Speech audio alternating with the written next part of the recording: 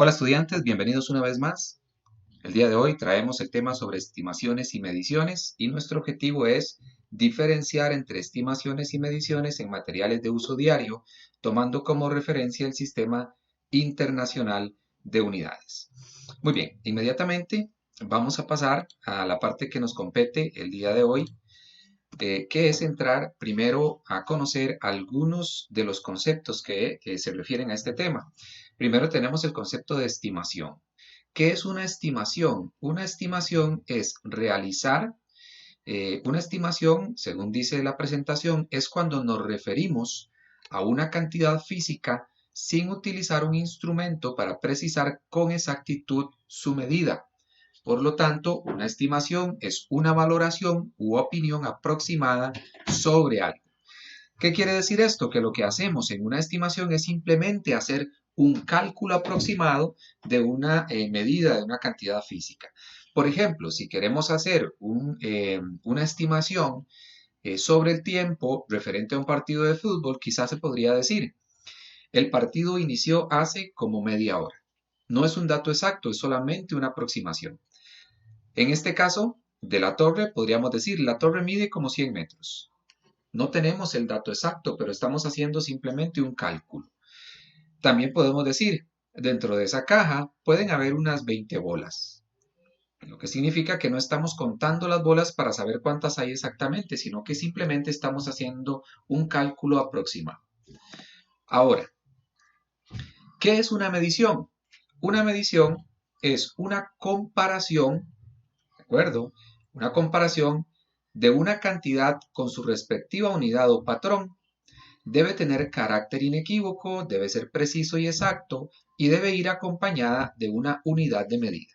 ¿A qué nos referimos con esto? Una medición ya es realizar una comparación de la cantidad física que tenemos que medir con una unidad o patrón. ¿A qué nos referimos? Por ejemplo, si queremos medir distancia, nosotros medimos exactamente esa distancia que existe entre la salida de los corredores y la meta, la podemos medir con un metro. ¿De acuerdo? Entonces, ahí estamos comparando esa distancia con el metro para obtener su medida exacta, en el caso de una carrera de 100 metros.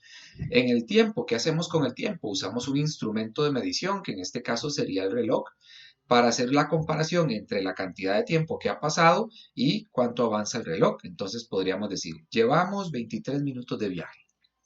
También, cuando se hace una medición sobre la masa de un objeto, podemos decir, la bolsa tiene 5 kilogramos de arroz. Y así realizamos entonces una medición. Recuerden que interviene siempre un instrumento de medida, que se hace una comparación entre lo que estamos midiendo y un patrón o una unidad, como por ejemplo la distancia con el metro o el tiempo con el reloj o la masa de un objeto con la balanza.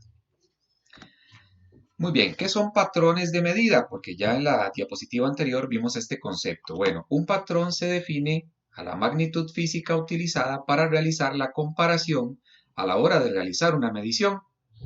Los patrones de medida tienen dos características. Por ejemplo, aquí les puse un metro porque un metro es un patrón de medida en realidad. Con este metro nosotros hacemos la comparación de lo que vamos a medir con este patrón para poder obtener la medición exacta de la cosa que queremos medir. Y los patrones de medida tienen básicamente dos características. La primera es que son arbitrarios.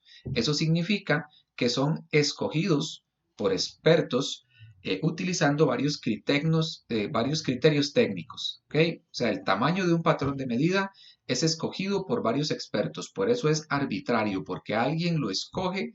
Generalmente, por supuesto, tienen que ser científicos especializados. Y además son estándares. ¿Por qué son estándares? Porque el tamaño de un patrón de medida debe ser igual en cualquier parte del mundo para poder medir de manera adecuada las cosas o cantidades físicas en cualquier parte del mundo sin que hayan diferencias de un lugar a otro. Muy bien. Los resultados obtenidos de una medición dependen del tipo de instrumento que se utiliza. ¿Okay? También de la precisión que se tenga o que tenga este instrumento y de la habilidad que tenga la persona para realizar una medición. ¿Qué quiere decir? Que los resultados de una medición no siempre son exactos. dependen del tipo de instrumento, de la precisión que tenga ese instrumento para medir y de la habilidad o experiencia que tenga la persona para utilizar el instrumento. Hay algunas magnitudes o cantidades físicas. ¿Qué es una magnitud o cantidad física? Una magnitud o cantidad física es cualquier cosa que pueda ser medida de un objeto, cualquier característica que pueda ser medida, como por ejemplo el peso, la masa, el tiempo, el volumen. ¿Okay? Las magnitudes o cantidades físicas tienen una unidad de medida. ¿De acuerdo? Por ejemplo, si voy a medir distancia, utilizaría el metro como unidad. 3 metros, en donde 3 es la magnitud y metros, que se representa con una m, es la unidad de medida que corresponde a la longitud. Entonces, las magnitudes o cantidades físicas están compuestas por una magnitud y por una unidad de medida. Aquí tenemos el ejemplo de algunas: la longitud, la masa, la capacidad, la superficie, el volumen y el tiempo. Existen diferentes instrumentos de medición para medir diferentes magnitudes o cantidades físicas dependiendo del objeto que nosotros queremos evaluar. Tenemos la balanza. La balanza sirve para medir masa, la masa de un cuerpo. Y aquí voy a hacer una referencia. La masa es una cosa diferente al peso, ¿de acuerdo? Muchas veces vamos a la pulpería y decimos, ¿cuánto pesa esta bolsa? Bueno, en realidad nosotros estamos preguntando por la masa de esa bolsa. Lo que pasa es que se llama peso de manera indiferente en nuestra vida cotidiana, pero a nivel científico la masa es diferente al peso, son cosas completamente diferentes. La masa es la cantidad de materia que tiene un cuerpo y el peso es la fuerza con que, en el caso de nosotros que estamos en el planeta Tierra, es la fuerza con que el planeta Tierra jala hacia su centro a las cosas. Entonces, la masa y el peso son diferentes. El peso está relacionado con la masa, porque dependiendo de la cantidad de masa que tenga el cuerpo, podríamos tener más o menos masa, pero son magnitudes o cantidades físicas diferentes. ¿De acuerdo? Entonces, la balanza sirve para medir masa. Existen diferentes tipos de balanzas. Hay balanzas analíticas, balanzas digitales, balanzas de resorte. Tenemos también el dinamómetro. El dinamómetro se emplea para medir la magnitud de la fuerza o el peso. ¿Ven? Entonces, para medir masa usamos balanza, pero para medir peso usamos un instrumento que se llama dinamómetro. Después tenemos la probeta. La probeta es un cilindro de plástico similar a este dibujo que ustedes tienen aquí, o de vidrio también, que está graduado con una escala. Este montón de rayitas que tiene aquí, este montón de rayitas es una graduación que tiene para nosotros poder identificar cuál es la cantidad de mililitros que contiene. Entonces es utilizado para medir generalmente volúmenes de los líquidos. Tenemos el metro. El metro es un aparato empleado para medir la longitud de objetos pequeños y distancias cortas. Correcto, porque como solamente un metro, como su nombre lo indica, es una cinta o regla que mide aproximadamente un metro, en algunos casos un poco más, no podemos utilizar un metro para medir distancias largas, como por ejemplo, quiero saber cuánto hay de mi casa a Guanacaste. No podemos hacerlo con un metro. Los metros se utilizan para medir distancias y objetos pequeños o distancias cortas. Tenemos también el termómetro. El termómetro es un instrumento que se utiliza para medir la temperatura de un cuerpo o de un lugar. Y hay diferentes tipos de termómetros, digitales, de mercurio y demás. También tenemos el calorímetro. El calorímetro es un aparato empleado para determinar el calor específico de un cuerpo. Y el calor específico es la cantidad de calor intercambiado entre una muestra y el agua. ¿De acuerdo? No confundamos temperatura con calor específico. ¿Ok? Son cosas diferentes. Vamos a hablar ahora del Sistema Internacional de Unidades, o SI. El Sistema Internacional de Unidades corresponde a un conjunto ordenado de unidades de medida. ¿Okay? Fueron establecidos por acuerdo universal hace muchos años y en Costa Rica fue adoptado en el año de 1973, las cuales se utilizan en la mayoría de los países. Este sistema está formado por varias cantidades fundamentales, las cuales son las más simples.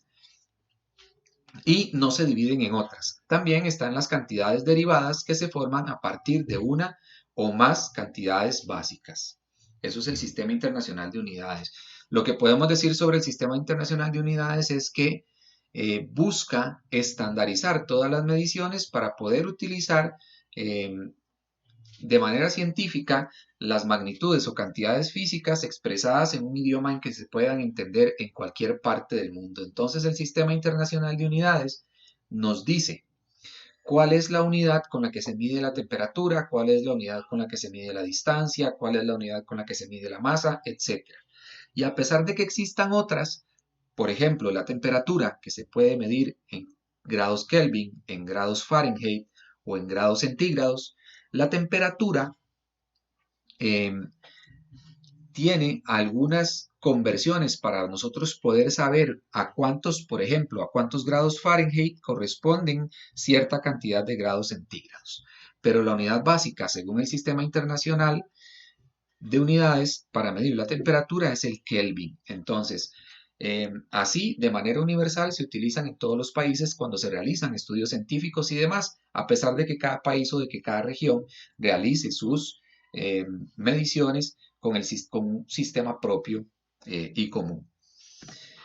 Muy bien, vamos a hablar ahora sobre las unidades fundamentales en el Sistema Internacional de Unidades, y esto es muy importante.